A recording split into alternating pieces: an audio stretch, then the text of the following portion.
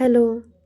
বুধবার দিন না সুমন চলে যাওয়ার পর সব দরজা টরজা বন্ধ করে, যেহেতু নিচে এখন মা বাবা নেই, ঘুরতে গেছে বলে এইগুলো মানে আরও সতর্কভাবে করতে হয়, করে উপরে চলে আসলাম।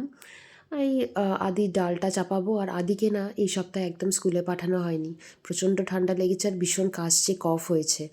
আগের বছর না এরম টাইমে মানে ডিসেম্বরের টাইমে নিউমোনিয়া হয়ে গেছিলো ওর ঠান্ডায়। তাই জন্য না আমি ঠান্ডা লাগলে বা জ্বর জারি হলে ভয়ই থাকে। এই গ্লাস জারটা দেখলেন? মিশো থেকে আনিয়েছি এরকম দুটো, খুব ইউজফুল। আর একটা কারণেই আনিয়েছি, দেখাবো আপনাদের পরে।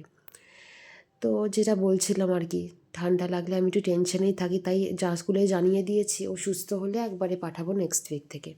ব্রেকফাস্টটা সেরে ওকে ছাদে নিয়ে গেছিলাম।